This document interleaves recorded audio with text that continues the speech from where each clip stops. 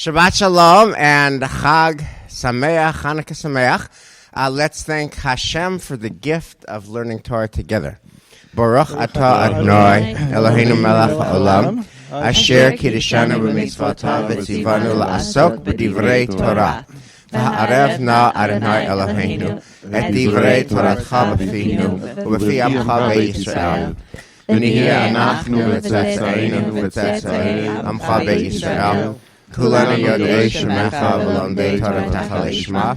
Baruch atah Adonai hamelamed Torah l'amo Yisrael. Baruch atah Adonai Eloheinu melech haolam asher bachar banu mikol ha'omim v'natan lanu et Torato. Baruch atah Adonai noten haTorah. So again, Shabbat Shalom and Chag Sameach. So excited to be with you this beautiful morning and to be with our wonderful colleagues this beautiful morning. Such an interesting text that we have. Oh my God, it's so evocative. So here's the background.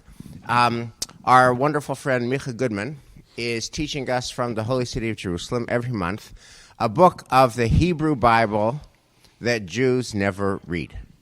Right? And the book that he taught us last Sunday that Jews never read is Sefer Nehemiah.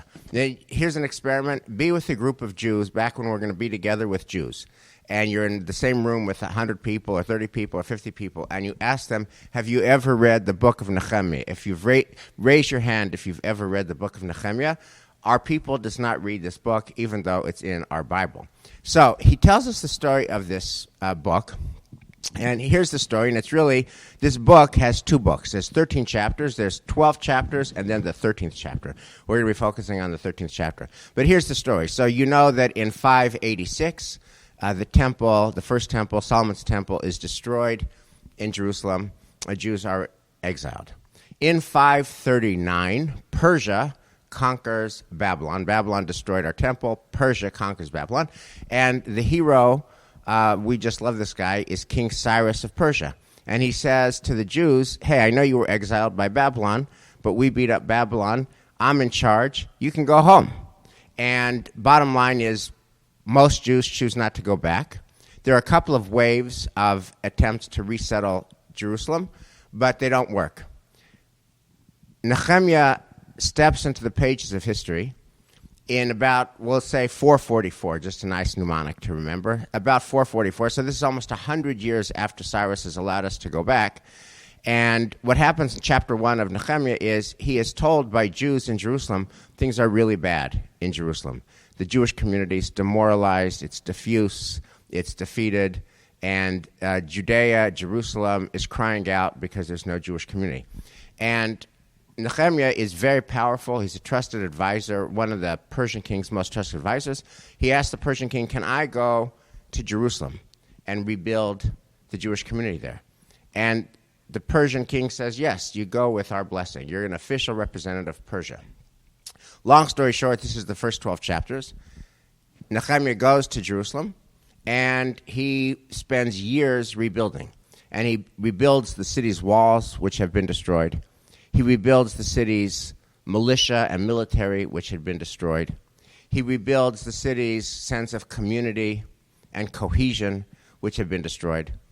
And then he does some economic revolutions. There's a lot of debt. People owe him. He's rich. The rich people are owed a lot of money. And he says, hey, listen, we need to start over. We need to set the reset button. So I'm going to forgive all my debt. Why doesn't everyone to whom money is owed forgive the debt so we can get everybody a fresh start? And according to Nehemiah, they do that. And so now the economy is starting to hum. And then he does a religious reformation. And he says, and he reads the Torah. They read the Torah out loud, and the people weep. The people weep because they realize there's such a gap between the life God wants them to live and the life that they're living. There's a gap, and they weep, and they make a sacred decision. We are going to shore up this gap. We are going to lead better, holier, richer lives consistent with God's Torah. And there's three basic moves that they all commit to. And this is through the first 12 chapters. One is we're going to keep Shabbos. We're going to really do Shabbos up. We're going to do Shabbos big. We're going to take a seventh day. It's going to be unlike the other 6 days. Second move is we're going to keep the temple clean and pure. The people are going to go to the temple. The Levites are going to do their thing. The priests are going to do their thing. And the people are going to do their thing by supporting the temple. And then the third move, this is a whole separate conversation, but basically Nehemiah is very anti-intermarriage. We're not going to be intermarried. We're just going to focus on in marriage. They make these 3 commitments. And the book, the first 12 chapters end with everyone resolved and happy, and they're going to do this. Then, and do this religious reformation to go along with the economic and military reformation. And if the book ended with chapter 12, then it would have been just a very happy, happy book.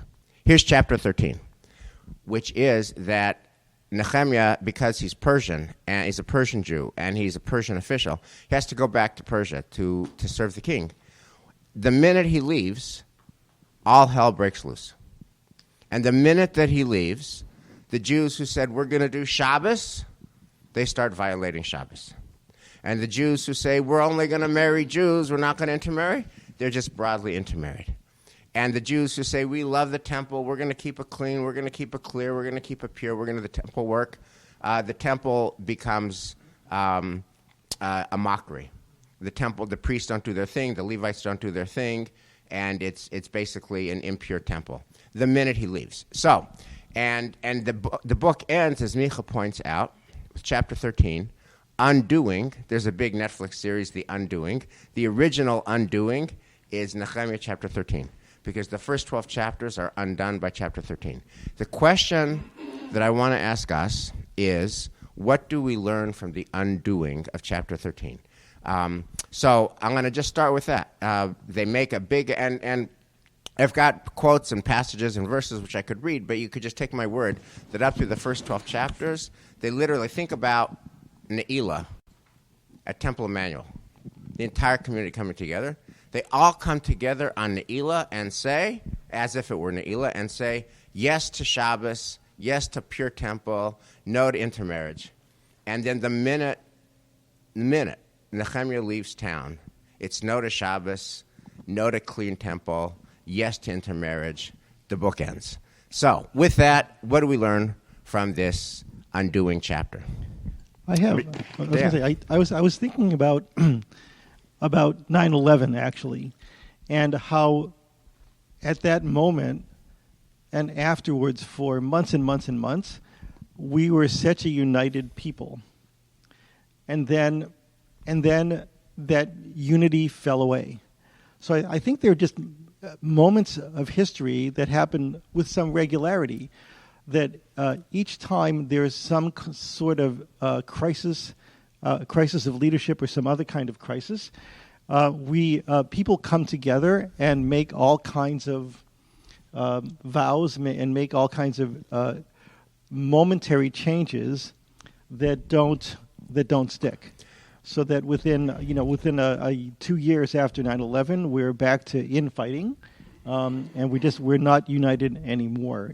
We've lost our resolve to be together. As an example, I think other things like people make New Year's resolutions all the time, which of course usually fail within like the first month, where people say yes, I'm going to do this, and then we're going to, and then that just falls away. Elias. So first of all, I want to apologize to all my Instagram followers because of my socks and my tie don't match today. So I'm sure I'm going to lose a lot of followers today, and I apologize for that. Wait, who's on Instagram on Shabbos? Right, exactly. Forget it. Can we talk about why they don't match it? Like what? Yes, actually interesting. You know, I know I have this type of socks on one side of the drawer. And I was kind of sleepy. I grabbed it, and I said, oh, this looks colorful enough. I put it on, and then I put the match, and then I was in the car. I said, what did I do? So, Elias, anyways, would you like to swap socks? Right. All right. So let me bring a little humor into this. I love Nehemiah. I love the book. I think there are so many things to discuss about this book, and I think we can spend weeks about talking about the topics. Suppose Rabbi Garden Schwartz. Suppose that we are doing services here. We have 700 people, before COVID, and maybe October 2021, my son's bar mitzvah, so it's going to be a full sanctuary. Anyways, so you have a Mexican sommelier coming, visiting, with a lot of money. Rabbi Wes, you are doing a lot of intermarriages here. Let's not do that anymore. First of all, you say, who the heck is this guy? A Mexican sommelier who is coming to tell me that I'm doing wrong stuff here. Right. By the way, sommelier is the wine guy. And the reason he says that is because Nehemiah's position in Persia was the wine guy. He was the chief cupbearer, which, by the way, just for our crowd who didn't listen to Micha's lecture, the chief cupbearer, the sommelier, the wine guy, is a very important figure in ancient Persia because people poisoned the king through putting poison in wine. So the sommelier is a trusted advisor. So now a Mexican sommelier comes. The Mexican sommelier comes and he says, I've been serving Artak Shasta. Yeah. Well, I've been practicing the whole night. Artak Shasta, and you guys are doing everything wrong. So my point here is that one way of looking at the story is that he could have been not that convincing because he's an outsider. Okay, so here's my kasha, my question on your story. Why then if you read the book, they agree to this change. They agree to this reformation. They agree to this religious renaissance while he's there. When he's there, they say yes, and then when he leaves, they say no. So why is it that when he's there, they say yes? Yeah, it's a great question. I've been thinking a lot about in terms of leadership and in terms of how much power has to be in relationship with the force being within, within the people. Like I'm part of you guys, and let's try to change it together as somebody from outside coming with the big money and the big name and whatever, and saying that. So, I find it a little interesting. It's like go and telling your boys, because girls don't do that. The house is a mess, and you guys have to put everything together. And, what are you doing? You left food here, and you left this, and you left that. And they say, yeah, we'll do it, but don't tell mom. Let's do it, and don't tell mom. We'll be fine. So they do it, and then mom comes, and everything is clean, and everything is perfect. But they didn't really feel like they needed to do it by themselves, So that could be one of the solutions, but... Again, it's a great question as well. But we're going to have Lorena come and solve all of our problems. Yeah, Michelle, what do you got to say? So I have so many questions about Nehemiah. I have so many questions for the people at the time of Nehemiah. Was it, as Elias so beautifully shared here, an outsider, or was it, so they never really accepted his rule in the first place? Was it that, we want to get the gold star kind of a reaction? Was it that, he was like the dear leader that, actually he ruled with a fair amount of fear, not faith, and anybody who didn't toe the line understood that they would be in big trouble if they didn't, and therefore they weep because they're so sincere, because the cultural pressure is... Like in North Korea, so exactly, sincere. Like in North Korea. And that, what was the people's motivation? I'm really mindful of a phrase you often quote, which is a person convinced against their will is of the same opinion still. And, how much was he a leader who ruled by consensus, and how much was he, it seems much more clear that he's a ruler who rules the exact opposite way through the power of his own charisma, right, and through the sort of I'm insisting that we do this, and therefore we're going to do this. And to me, that speaks a lot to the question of our leadership. Like, how do you get somebody to stick with a value that you feel is really precious? And this is a critical question, not only for Nehemiah's time, but for each of us. How do we make the things that we care about and that we invest in last? Let's just look at the textual evidence for a second.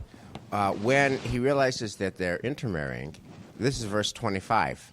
I censured them, cursed them, flogged them, tore out their hair, and adjured them by God, saying, you shall not take your daughters in marriage to their sons, or take any of their daughters for just your sons, etc. It was just in such things that King Solomon of Israel sinned. Yeah, which does not give us the very collaborative leader vibe. Right. It's not a great model for today.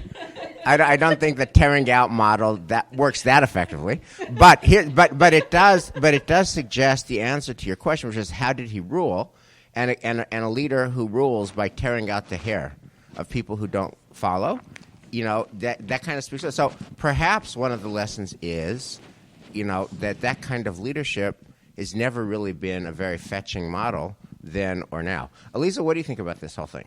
So I think Nehemiah suffers from being a hypocrite because and this is where I was sort of with you, Elias, in that he's coming from Persia. He's totally bought into the outside of Israel. I can't imagine that the leader of Persia says, I'm having a banquet on Shabbos, I'd like you to pour wine, and he's like, no thanks, it's my Shabbos, I'm gonna. Right. You think he's not drinking all kosher wine? Right. It's not mavushal. It's got to be mavushal. King Artaxerxes. When Artaxerxes calls him, can you check on the wine? No, it's Shabbos. I'm not working. So that's not happening, and he's dead. What is his name again? He's definitely not drinking mavushal. It's just not. That's not happening. So there's already this sense that why is he bought into this project? It kind of feels like he's coming in and he's like, I'm not going to do this. I've got my own life in Persia. I'm really happy. In fact, I'm going back there, and I've already planned on that, and we've already worked this through. But I'm here to force you to live this lifestyle that I don't want to live.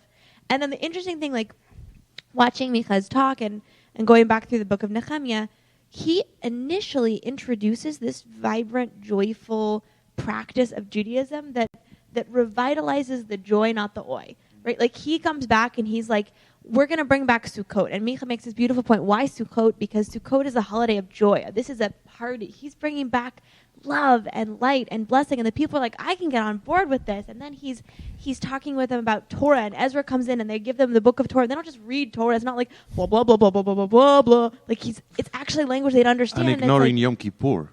What do you say? Ignoring Yom Kippur. No Yom Kippur, nothing boring. That would be great for us. Yes. Everything is just light and flowers and puppies, and if you like puppies and rainbows, it's wonderful. And then he turns the tide, and now he's like, I want you to separate from the people in your life that are loving and supportive, and it becomes all very dark and dreary, and he leaves with the oi, not the joy. And then the people are like, why did we go for it? This is not us. We went for joy, not this is not our world. So Elisa, can I ask you, when you look at chapter 13, it seems like there's two factors weighing in. One is the oi versus the joy. At first it was about Sukkot and happiness and puppies, and now it's about kick out your wives or husbands who are not Jewish. Okay? But the other thing that is just definitely a factor, again, if you read the text, is his remoteness, which is the word of the season, remote. In other words, he says here, when he's talking about how all hell breaks loose, verse 6, during this time I was not in Jerusalem. For I went to the king, and only after a while did I ask the king to return. So he goes back to do his job, and it's when he's remote. So is it the oi that drives this, or is it the remoteness that drives this? And how do you disentangle those factors? I think for me it feels like less the remoteness and more that the people see through. If you're an authentic leader, if you're authentically saying I do this, therefore you should do this, and the people I think would have continued to do it. But for him to say you do this thing I'm not going to do, and I'm going back to my life where I'm not doing all the things I'm telling you to do, it's not a very compelling case. I think if he was saying I'm invested in this project, at least you see this with when you want to teach something, you can only teach people to do. Foster Klein, who's a parenting expert I happen to love, and teaching expert I happen to love, says you can only ask kids to keep their room as clean as the messiest room in your house. You can't have a double standard because they pick up on that. They're like, right. So in other words, just to finish the thought, in other words, when he goes back to Persia, and everybody knows he's back to Persia, and he's drinking not mavushal wine, and he's serving it on Shabbos, they're like, he's out of here, I'm out of here. Right, he's not walking the walk. He's talking the talk. He's not walking the walk. So why should we? And if it's really valuable, he would do it too. Right. Then I could be. Oh yes, he's doing it. I'm doing it. Yes, we're all game. But once somebody's like, I'm out. So that's one really important learning, which is just personal integrity. actually walking the walk, not just talking the talk. Michelle. So I love that read, and yet as I read chapter 13, I don't really get the read of his personal hypocrisy, although I think it's so on point because we see it even here today. In Israel, it should be a holy space, but here in America, anything goes, or the rabbi should make sure to be. Or the government leaders who travel on Thanksgiving. They say don't travel on Thanksgiving, and then they travel on Thanksgiving. There's been any number of stories about government officials throughout the country who don't walk the walk. Right. So I think it's so real. Like I really love you bringing that up into the conversation because it's super important. And yet what I see in chapter 13 is a tremendous amount of pathos from Nehemiah. Like here we hear Nehemiah's voice, and he is saying, like, I did this thing. These are my core values. And I actually managed to implement my core values. I got people to go along with it. And the very last line here is, oh God, remember that to my credit, right? I had achieved, and that feels to me like a person who, until their dying day, believes so strongly in the values that they sought to impose on others. So can we just double click on that? I want to talk for a second about your own leadership styles, my own leadership style, in regards to something that we all agree is easy to love. This is in the puppy and flower and rainbow department. And yet it's easy to love, it's wise, and it's broadly not observed. And I want to talk about Shabbat for a second, because Shabbat's one of the things that everyone says we're going to do Shabbos, and he leaves, and now they're selling stuff on Shabbos and not doing Shabbos. So I just want to, have I talked to you yet about, or the congregation yet, about this book, Morality by Jonathan Sachs? So he does this. So I wanted to just frame the Shabbat question and ask you, because it's basically a certainty. It's a certainty that on the day that you retire, when you're 120 and you retire, and you look back at what impact did you have on people's Shabbos observance, the answer is going to be very little, much less than you would have hoped. There's a certainty. It's just built into the system. So I want to talk about thinking about that. So in this book about morality, he talks about this Harvard study. It's a very famous longitudinal study over many years of Harvard men. It was before there were Harvard women. And the question of the study is, what makes a Harvard man a happy Harvard man, 40, 50, 60 years later? And the answer of the study is, what makes a Harvard man a happy Harvard man 40, 50, 60 years later is the same thing that makes any human a happy human, and that is close relationships. So here's his answer. Close relationships, more than money or fame, are what keep people happy throughout their lives. Those ties protect them from life's discontents, help to delay mental and physical decline, and are better predictors of long and happy lives than social class, IQ, or even genes. Relationships, okay? That's what makes everybody a happy person. Okay, then he makes the following case about Shabbat. I just want to read this because Jonathan Sachs's prose is so beautiful. And here's the problem I want to tee up. You can read this absolutely beautiful, peerless prose about Shabbat. I mean, it's puppies and flowers and rainbows, okay? And it's true. And it's about relationships, okay? And I did this. I had a TE Reads on Wednesday night. And you read it to our people, and we do our best to live it. And people will say, yeah, but not for me. So here's what he says. He says, the Sabbath is dedicated to the things that have a value but not a price. It's the supremely non-market day. We can't sell or buy. We can't work or pay others to work for us. It's a day when we celebrate relationships. Husbands sing a song of praise to their wives. Parents bless their children. We take time to have a meal together with family and friends.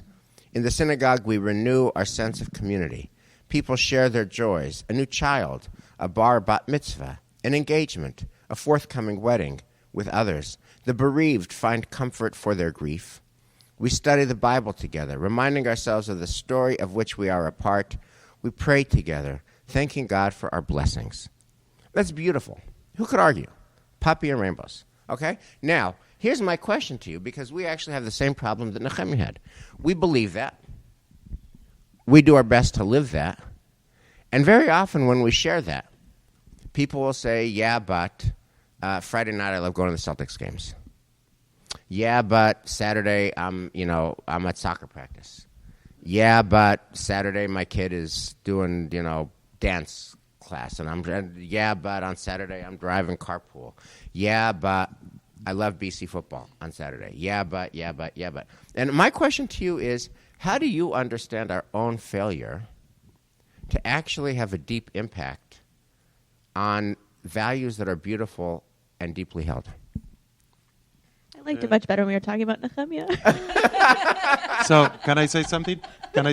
Please. I see that we are exactly the opposite of Nehemiah in the question you are bringing, because we are not that hypocrite. Thank you. I help you with Artashachspa and you can help with the English. So, we live what we say, all right? And so we are trying to convince people to go in that way. So we are not Nehemiah in that way, but we are also not Nehemiah in trying to impose and force people, And so that's the big differences. Second, I think that we have to define what do we mean by failure in Shabbat and our impact. I'm sure you are talking about us as clergy, right? Yeah, exactly. All right. So, if somebody comes to me and says, for me, coming to the Talmud class is Shabbat, or for me, coming to Shabbat Alive is Shabbat, or for me, coming Saturday morning and see all these celebrations and being and hear music and celebrate that Shabbat, we won. We definitely won. If once in a while they want to go to the Celtics game, they can invite me, but that's another thing. That's another thing. So I think it's all a matter of measure, how you measure. That's another huge topic in Nehemiah. How do you measure success? And that's my point. Other thoughts? Yeah. I think.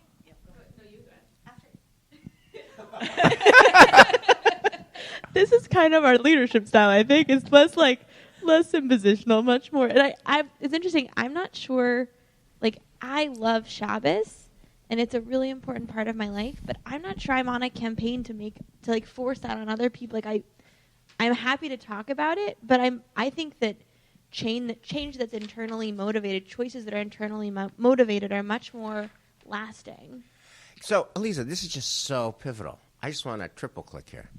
Do you see it as a part of your rabbinate to get people to climb the ladder of mitzvot, to get people to be more observant? Is that a purpose of your rabbinate? You want to get people who are at this level of observance on Shabbos or Kashrut or Chagim or whatever it is to get higher and higher and higher? Is that a mission of your rabbinate? I kind of want to be like, can this not? No. Again,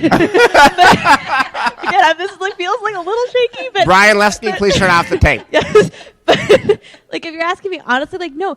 What I'm about is making young people feel seen and heard, and finding ways to show young people what you love is here, and drawing their curiosity. And I trust that when I get them excited and engaged, and that I find something that's personally relevant for them, that they're going to continue that exploration process. So I'm not looking I'm not trying to think about all the ways they're not measuring up and here's how you could expand your practice. I'm thinking about who are you, and how do I really see you, and how do I find parts of Judaism that really are going to speak to you, in the hopes that feeling of connection will spark more growth for you. So can we just go around? I would love your thoughts on that. Is a part of your clergy, your rabbinate or your cantorate, getting people to be more observant, to climb the ladder? So I read Nehemiah with so much empathy in his final chapter, because he says, oh God, please remember to my credit and spare me in accord with your abundant faithfulness. I totally failed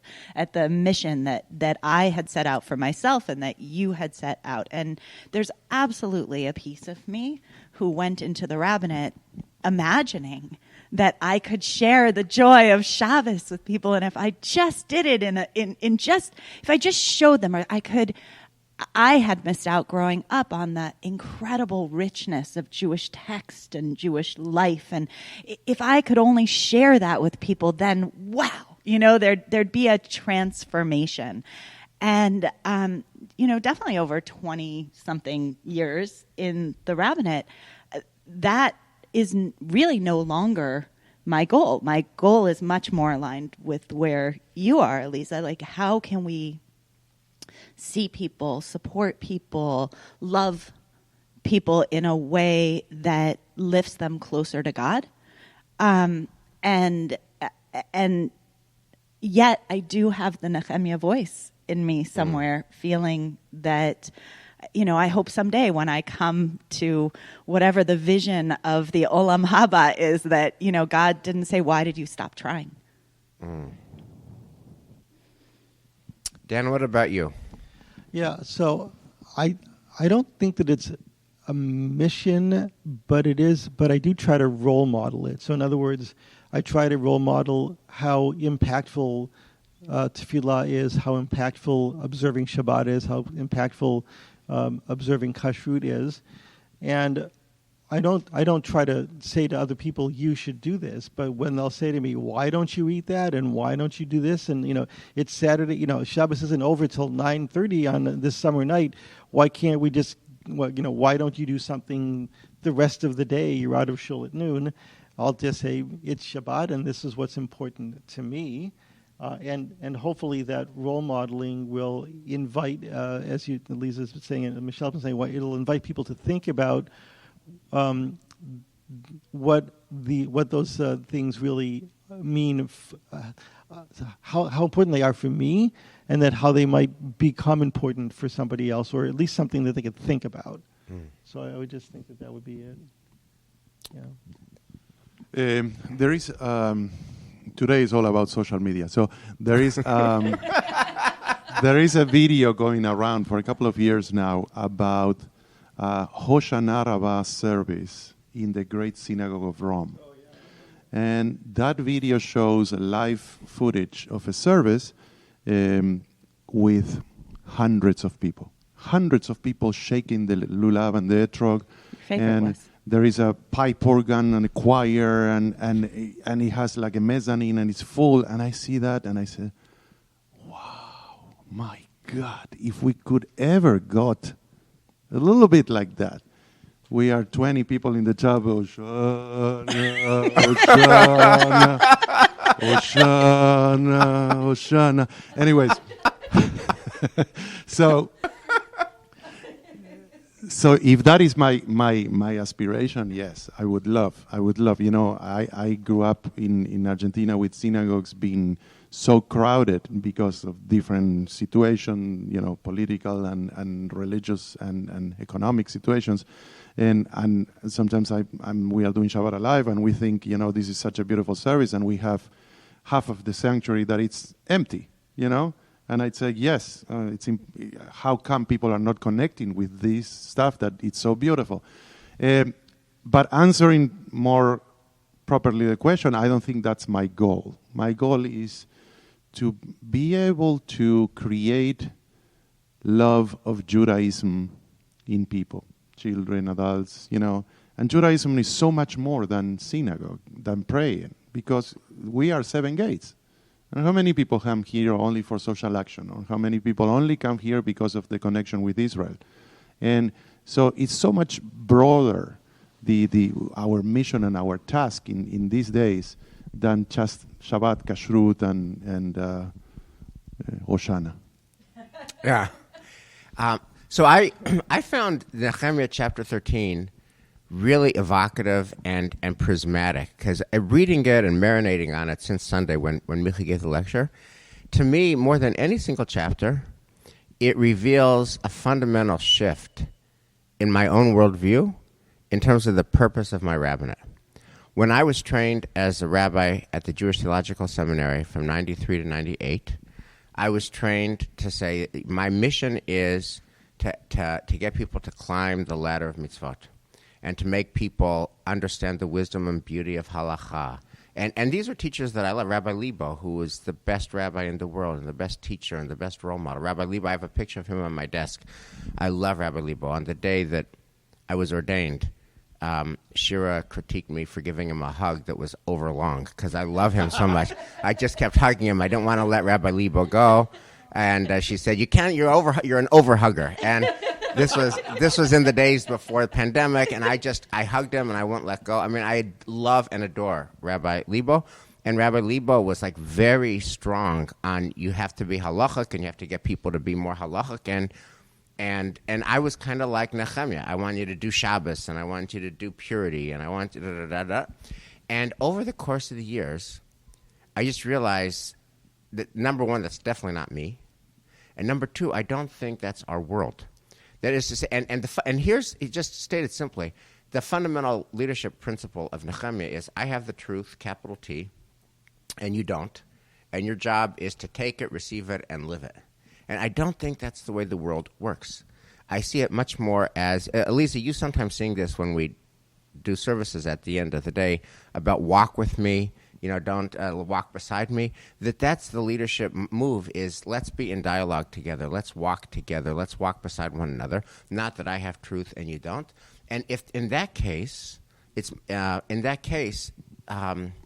not about my imposing my truth on you.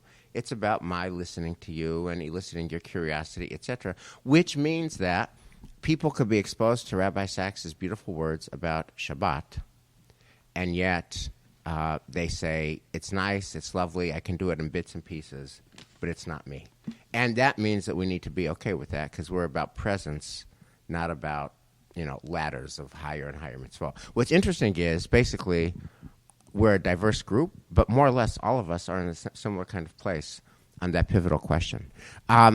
Michelle, I wanted to ask you about this story and what does it have a special resonance for you, for us, for your children, for our children in this time of COVID, in this time of physical space and physical distance?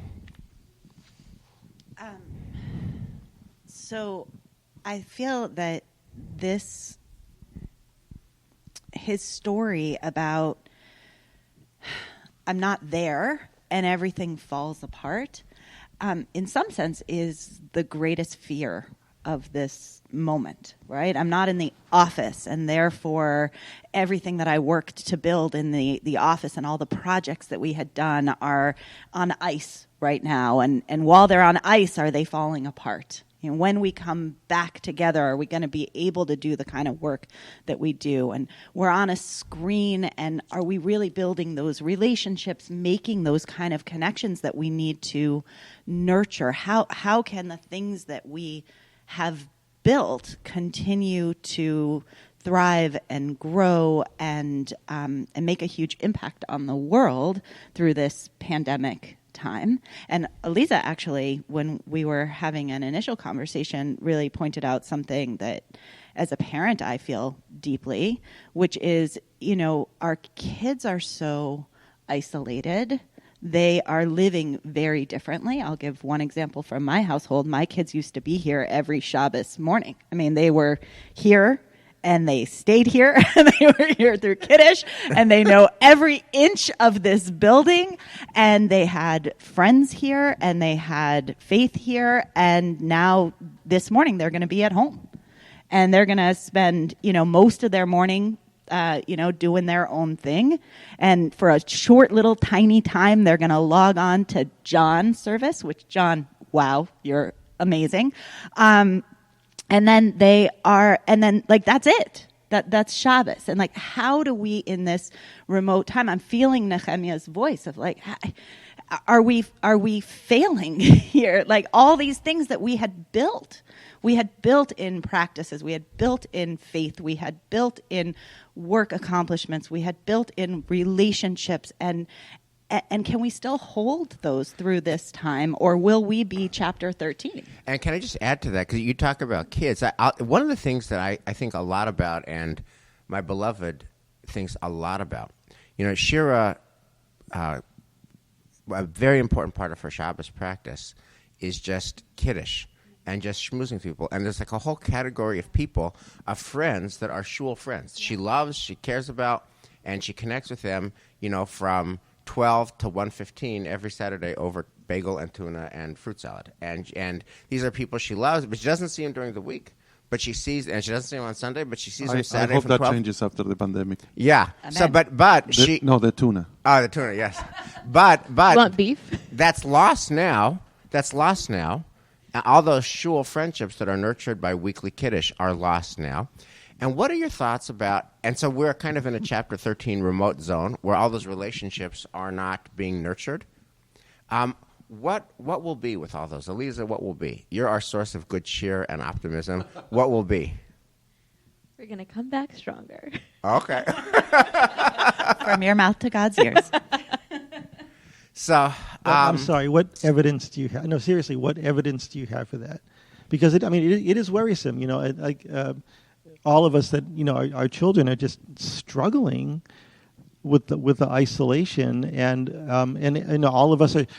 My B'nai Mitzvah teaching is so all over the place. I mean, some of the kids are fine with it. Some of the kids, they just can't do it. And it's just, and how does that... What happens when they can't do it, Dan? Well, become Nehemiah. Well, I don't know. I can see that their picture goes dark. I can hear them typing texts or emails to other people in the middle of a lesson.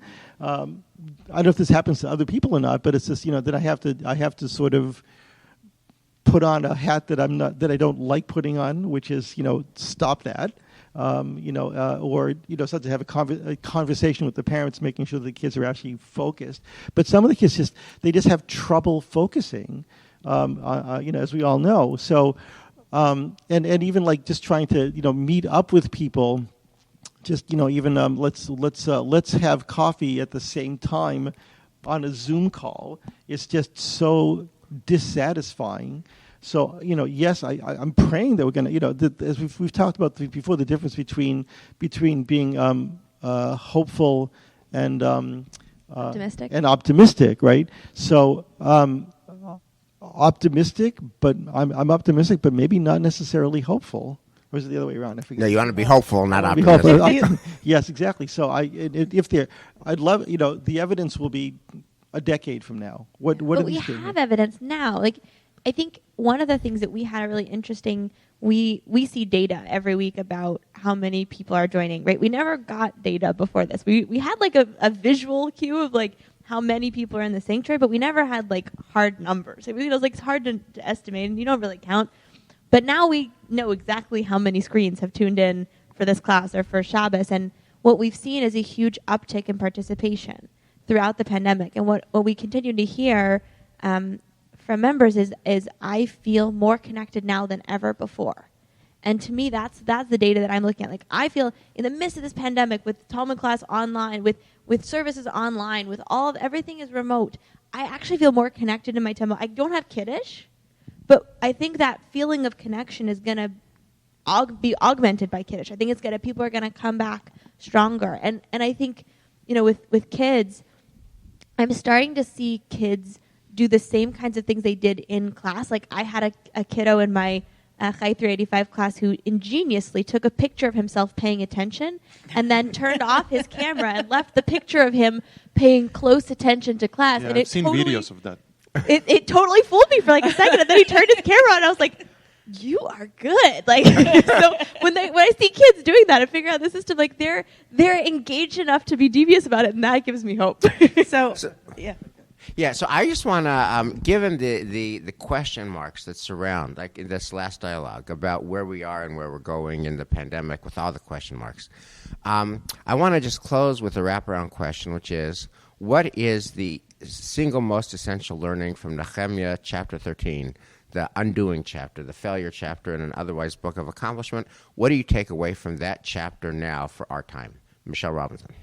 Well, I was hoping that we were going to get to a piece that you had laid out about Micha speaking about sort of the two takeaways that one would have. Would you just phrase that very quickly about Judaism's take and Christianity's take? So Micha's takeaway in his lecture was the failure of chapter 13 leads to two different roads. One is Christianity, which is human beings are inherently flawed and finite. We humans cannot fix this on our own.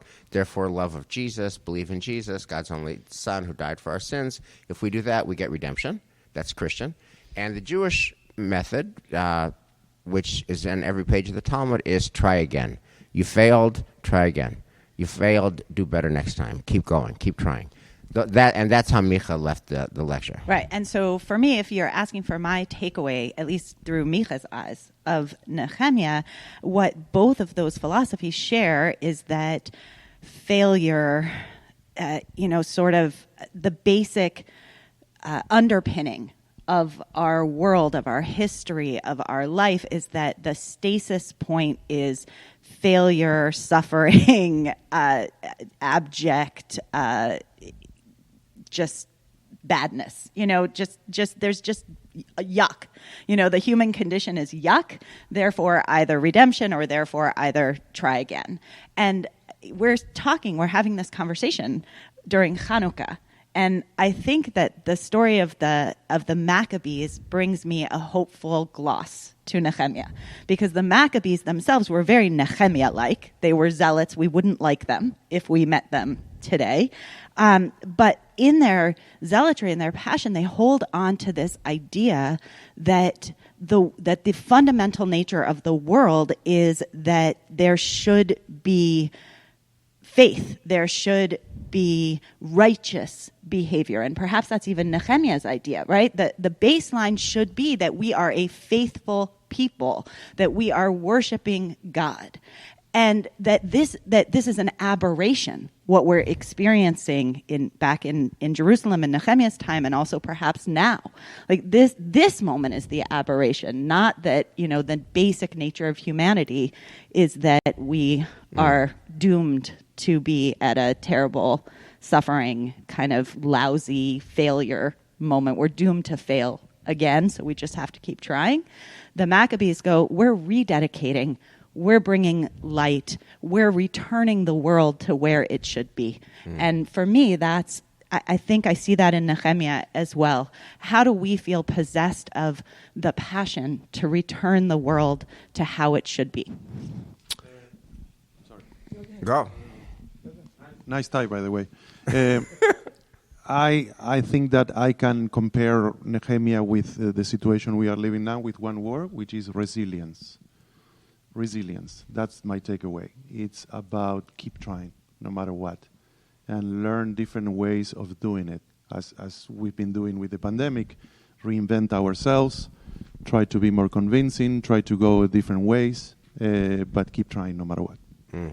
Dan, your central takeaway. Yeah, and I mean also, just to pick up, it's also to double down on what we do. In other words, not recreate ourselves, but also it gives us the moment to really focus on how we do what we do, and also be able to that way to be still impactful. And I love what you just said, Michelle, about it being a Hanukkah, because the rededication of the temple was actually a re-celebration of Sukkot, which brings us back to Nehemiah. Bruce said that all life is relationship, all leadership is relationship, all shul life is relationship. And relationship does not mean top down. That was his tragic error. It's top down. I've got the truth. You should do it. Relationship is listening and responding and moving people along and working with people, and they move you and you move them and you move together.